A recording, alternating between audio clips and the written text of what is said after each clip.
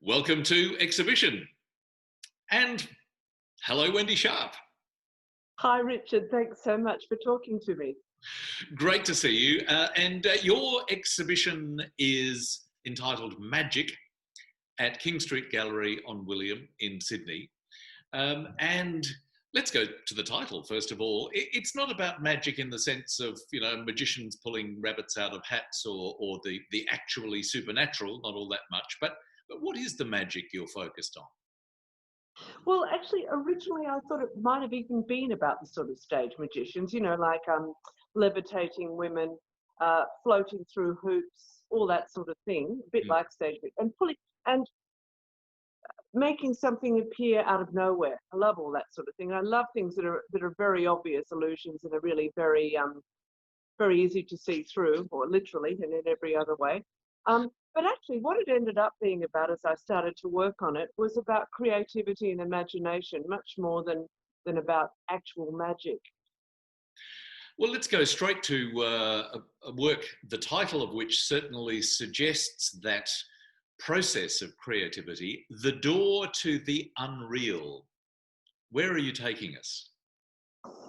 Taking you from the ordinary world of dealing with plumbing and sewerage problems, which is obviously something I've got at the moment, and all these other boring things that we have to do with electricity bills and things like that in life, and into the world of the infinitely possible, the imagined, creativity in general.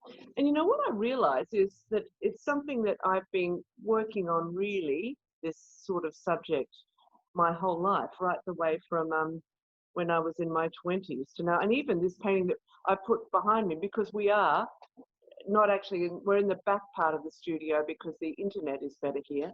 And I've just put a painting behind me, which is a painting from about, I don't know, 4 years ago perhaps. And it's actually called Night Magic, and it's actually about an artist as a kind of magician making everything appear out of nowhere and sort of directing things. So, an old painting like that, comparatively, still relates to paintings like this, where you are leaving the everyday and then you're communing with the imagination and the possible. Well, making something extraordinary out of the ordinary is really what the process of alchemy is, and there's a work by that title. What is the alchemy that's happening in this painting? Well, this one is actually sort of a semi-portrait of me, and also the very well-known Australian novelist and poet Kate Forsyth. She and I are working together on a book of her poems and my artwork, reacting together. But you don't need, even though I've told you that, you don't need to know that. What you can tell is it's two women working together on something in some very odd magical process. There's something kind of, when you go into the world of your own imagination, you really do need to be somewhere quiet. You want to be somewhere where you can go away from everything, and you can go into what I guess a lot of people call the zone, if you like, and allow yourself to try almost anything, and not to try and stop yourself by saying, well, this might look stupid, but let's see what it looks like. Let's give it a go. Don't censor yourself. Well, you don't seem to have censored yourself in this exhibition. You seem to have given us a lot of insights. Many of the works seem to be quite personal and contemplative. They seem to be about time. They seem to be about dreams, longing, memory. Are we seeing into your own thinking at this stage? Well, I think that's a very insightful question, and it's quite revealing. It's true. I think that as we age, I'm thinking for myself, obviously, you become much more aware of time passing. It seems to go faster, but you can also look back further, and not just back to your own youth, but also realizing that, even things way before you're born, 100 years ago, suddenly time becomes much more understandable. You understand time more the longer you've lived. Obviously, that is something that I'm thinking of. And I've always been interested, even when I was young, about passing time. I think, you know, my father, Alan Sharpe, was a historian and who I was very close to. And, you know, obviously as a historian, that was his great fascination. And, yeah, I guess it's come even more to the foreground more recently, because I've also been doing a little bit of research into family history and all those sorts of things, which I guess, you know, all come together to make me think more about it. There are a number of works quite explicitly about time. The Trick to Time is a very interesting looking work. Can you take us into that quite extraordinary world? Thank you. Yeah, I like that painting. All the paintings are very open in what they're actually about. Even though I just told you that thing about alchemy, you don't need to know that to hopefully appreciate the painting. But ones like this, it is kind of like an understanding of time, realizing how it goes, and feeling, I guess, in this way. To me, it looks like the figure in the corner with her arms out is somehow managing to control it. Or somehow managing to deal with it. I really love the idea that that you could get an infinite amount of people to look at these works and each would come up with a different view as to exactly what it means. That's because I always want them to be open-ended. So they're never really an illustration of something. They don't simply, this equals that color symbolizes that. No, never like that. I always want to create a sort of an atmosphere or a feeling, but then I want people to try and bring their own experience and their own ideas to kind of personalize it into themselves. Well, there is, for example, an ambiguity very much in a work called Forever is Composed of Nows, which seems to have an older woman looking at a younger woman, but we don't know whether it's a younger version of herself or who it is. So an interesting ambiguity happening there. Exactly. And I mean that the younger woman could be her. In fact, that's something that I have done in other paintings where I've done, you know, someone sitting with the invisible imagined younger self. So it could be her as a young woman, but it also could be her granddaughter, or just her. She could be remembering her own youth or something, or it could be from the other angle. It could be the young girl communing with her future self, or great grandmother maybe is not even there anymore. It could even be, are they both real? And that's something I really like. I love it when it's less clear whether or not something is actually there, or can you see it? You know, like, can you actually see that thing behind you? Or, you know, can you hear that? Or is it something in your head? Is it actually there? And it's quite nice when you're not really sure what. With quite a number of the works in this exhibition, it almost seems as though we have a subject in the painting, and then we're surrounded in the painting by all the whirling thoughts and imaginary considerations of perhaps that person. Is that part of what you're trying to present? That terribly active mind thinking about things? I think so. I think that I realised that, again, you know, as we age, we sort of become more aware of ourselves and what we actually are and what we really care about. And I realise also, going right through my paintings, so much of them are about the real and the imagined. You know, I used to know, in fact, behind us there's something from Chinese opera costume, and there's a feather boa behind me. I love theatre. Theatre is very much about the real and the imagined. I love being backstage because, you know, you have something maybe someone in a black t-shirt adjusting the headdress on someone who's about to go on stage and be Cleopatra. Things like that. So I guess I really do love the combination of the two, and I love the way you can kind of suspend belief and go into this world. It's also interesting if you can paint something that's quite impossible, but it somehow feels believable. It's like a book that's kind of a magic realist book, or a movie which has fantasy elements where you just accept it. It has its own logic, and but in this case, you are to be able to decide what those things might mean. As I say, I never wanted it to be absolutely prescriptive. You seem for a long time to have been fascinated by light and colour and the way it hits the human form and indeed other objects as well. What has been the basis of that fascination with that impact Well, of light and colour? sorry.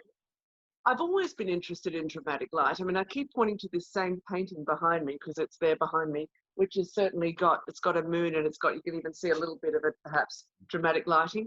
But I think it's something I've always loved. I love the way darkness makes things more mysterious. Some things are lit, some things dissolve, some things are highlighted.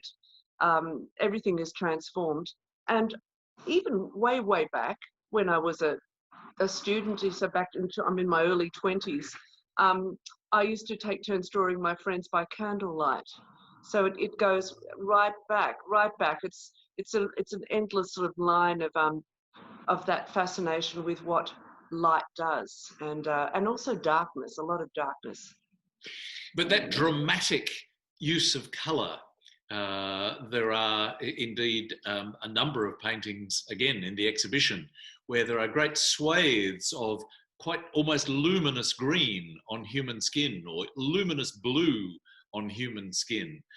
Why do you choose to explore that? What fascinates you about it? I think it's based on sort of theatre light, and how, and the transformative nature of theatre light. Theatre light, I mean, often theatre sets are often quite ordinary if you see them under normal daylight. And then lit properly, they're transformed into something really quite magical. Which is also, right now I'm here at the studio, when it's dark outside, it will be soon, when I walk home, I'll be walking through fairly ordinary looking streets and sort of industrial sort of warehouses and things, but they still have something quite special about them with the street lights and pools of shadow and dark. And I think you can intensify that drama even more if you also add strong colour. Often when you're painting, it seems that there are some very clearly defined and shaped parts of a person or an object, and then there are other parts that are really quite deliberately cursory. How do you decide to strike that balance, and why do you strike that balance? Yeah, very interesting question. Look, one of the things that I'm trying to do, as you can see with a lot of these paintings, is to have just what I was talking about, the real and the imagined together, is to also have some areas which have quite precise drawing and some areas which are very sketchy, half there for the viewer to finish the other half, quite a different language. It's exciting to see if you can marry very different languages in the same painting and make it work. For example, some area that's, as I say, very precise, and something else which is very liquidy, something else which is very scratchy, something where they're all quite different. If you can get them to come together and work, it's very exciting, and I think it's much more interesting and it holds your attention much more if it doesn't all have the same treatment. So and you said, why, like what bit? It's interesting when you're painting. It's kind of arbitrary as to what you think. Oh, maybe I could do this, maybe I could do that. I've got sketchbooks full of scribbly drawings of designs for these paintings, and I always think that when you're working on a painting, it's a bit like going on a walk somewhere. If you're not really sure where you're going and you don't care that much, you walk along, you get to a crossroad, there's 2 or maybe 3 or 4 different roads. Okay, I'll take this one. And then you go to another one, I'll take that one. You end up in a particular place. You could have gone somewhere else, and you can really see that when you look through sketchbook sketches of design, there's lots of choices. You think, shall I have this? Should I have another figure in there? No, it's too complicated. Or how would it be if I put that there? Oh, I don't like that, but maybe I do this instead. So there's lots of chances that kind of happen as you work. Lots of images that sort of think, oh, what could I put there? I know, I'll put that strange thing in there. And you end up sometimes somewhere where you really didn't expect. There is a work, well, actually, it's under the collective term of magic, but in fact, it's many small works. What did you decide to put in the frames, or how did you decide what you would put in the frames? I thought that what I would do is paint like little fragments. They're like like parts of a dream or little ideas. They're like the first part of something. Because they are, some of them are really quite small. They're like postcard size. There's no real need to go into, it's like the first line or two of a poem, as opposed to something that's much longer, like a larger painting behind us. And you can just give a little hint of something and a little bit of the beginning of a narrative, a possible narrative. So there's a big range of different things. I was also wanted to find a lot of different types of frames. So there are some very, very old historic Art Nouveau frames and some even earlier. But then there's also a frame which has got chicken wire around it, and there's a painting which is surrounded by an old tire. So there really is a range of different worlds. Let's go to another couple of specific works now with intriguing titles, but also both containing a very large doll or a very large figure. Yes. One is called Other People's Monsters. So let's go to that one first. Yes. Other People's Monsters. Yes, Other People's Monsters. Now, the thing about, in this exhibition, there's a few paintings which are painted from models. Most are not. They really are imagined. But this one is painted from models. And I actually had two models, Rosie and Annie, actually posing near where I'm here. I had an idea that I wanted someone sitting there naked and someone behind them in really ridiculous outfit, as though they were sort of maybe an alter ego or a figment of their imagination or goodness knows what. And I also brought out a very large paper mache sort of doll kind of effigy thing that's bigger than life size that I made when I came back from Mexico, that's sort of like a funny self-portrait, and put that behind. I really like that painting. I like the fact that, again, it's called Other People's Monsters, but I feel like they're probably her monsters, the woman in the front, because it feels like it's about her. But then her monsters are, they look quite cheery. I mean, they look quite cheery. The one behind is wearing a spotty top and a dinosaur hat. Doesn't look that ominous, but then again, maybe she is. It's really hard to say. The other painting which incorporates the doll is Walking Home, which I think is a self-portrait, and was it not a finalist in the Portia Geach Memorial Prize? That's right. This year? And it's in this Magic. Yes. So I have myself walking down the street on my way home from the studio. And by the way, even though I'm thinking it's a self-portrait, I really don't care less whether it looks like me. It's not about whether it can be used as a passport photo, but it's about me, even whether it looks like me or not. And I'm walking down the street in the dark, and under my arm is this huge doll, which is bigger than me. And again, it's like, she is kind of an alter ego, but it is this thing where I guess you, again, open to interpretation, but I think we wherever we go, you can't escape yourself. So you could say that you always take yourself everywhere. But what else could she be? She could also be your hopes, your fears. She could be quite a number of things. I think it's interesting to sort of.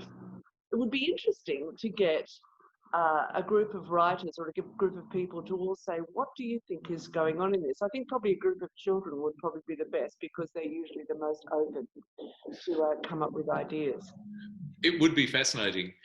I'd like to wrap up the discussion with a final work, which I think pretty explicitly is a self-portrait, Half Seen. And what are you finally sharing about yourself in this very clear self-portrait with half your face covered? Yeah, like that. In Half Seen, that is set in Paris. It does have Paris rooftops, because our place in Paris is a small place, but it's on the 6th floor with wonderful views of Paris rooftops.